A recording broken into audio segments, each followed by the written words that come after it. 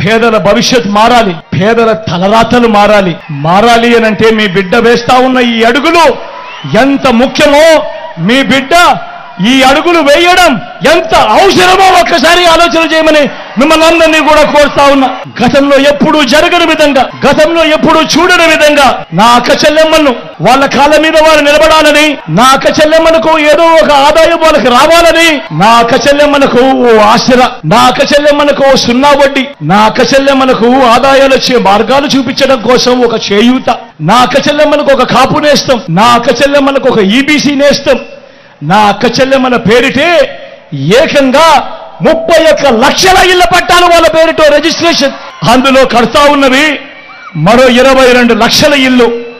నేను అడుగుతా ఉన్నా, గతంలో ఎప్పుడైనా కూడా అక్క చెల్లెమ్మల బాగోగుల కోసం ఇంతగా తప్పించిన ప్రభుత్వం, ఇన్నిన్ని పథకాలు పెట్టిన ప్రభుత్వం గతంలో ఎప్పుడైనా జరిగిందా అని అడుగుతా ఉన్నాను. మీ బిడ్డ జరిగిందా అన్నా? అక్క జరిగిందా? అక్క జరిగిందా? చెల్లెమ్మ జరిగిందా? ఎప్పుడైనా జరిగిందా అక్క? పెద్దమ్మ ఎప్పుడైనా జరిగిందా? మన రాష్ట్రం గత 5 ఏళ్లుగా మాత్రం తిరోగమనంలో ఉంది. 25 సంవత్సరాలు వెనక్కి వెళ్లిపోయింది. ఇందుకు కారకుడు ఏమాత్రం పరిపాలన దక్షత లేకుండా కక్షపూరితమైనటువంటి రాజకీయాలు చేసే ముఖ్యమంత్రి పరిపాలన చేయటమే. That is Jagan Mohan Reddy. YCP ప్రభుత్వం పరమ పవిత్రమైనటువంటి తిరుమల తిరుపతి గురి చేసింది. శ్రీవాణి దర్శనాల పేరుతోటి స్వామి దర్శనాన్ని వ్యాపారమయం చేసి సామాన్య భక్తులను ఇబ్బంది పెడుతుంది. శ్రీ మోడీ గారు అయోధ్యలో బాలరాముడి ఆలయం నిర్మిస్తే మన రాష్ట్రంలో శ్రీరామచంద్రుడి విగ్రహానికి తల నరికేశారు.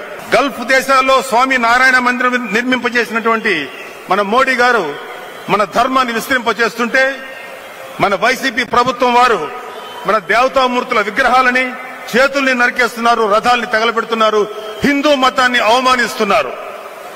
శేషాచలం అడవుల్లో అక్కడ మాత్రమే లభ్యమయ్యేటువంటి అరుదైన ఎర్ర చందనాన్ని వైసీపీ స్మగ్లర్లు నరికేసి విదేశాలకు తరలిస్తున్నారు. ఈ 5 ఏళ్ల కాలంలో దాదాపు 3,000 కోట్ల విలువైన ఎర్ర చందనం తరలిపోయింది. ఎర్ర చందనం స్మగ్లింగ్ లో ఆరితేరిన ఒక వ్యక్తికి వైసీపీ ఎమ్మెల్యే టికెట్ కూడా లభించింది. రాష్ట్రంలో జే ట్యాక్స్ ఉన్నట్లే ఈ ప్రాంతంలో పి ట్యాక్స్ ఉంది. పి ట్యాక్స్ కట్టాలి. మైనింగ్ సంస్థల నుంచి ముక్కు పిండి వసూలు చేస్తున్నారు. మూతపడ్డ మైనింగ్ యూనిట్స్ నుంచి కూడా నెలకి 2 లక్షల రూపాయలు గుంజుకుంటున్నారు. రాఘవ కన్స్ట్రక్షన్స్ పేరు మీద లాగేస్తున్నారు. రైతులకు మేలు చేయరు, నిరుద్యోగులను పట్టించుకోరు, వ్యాపారస్తులు వ్యాపారం చేసుకునేవారు. ఈ అరాచక పాలనకి ముగింపు పలకాలి.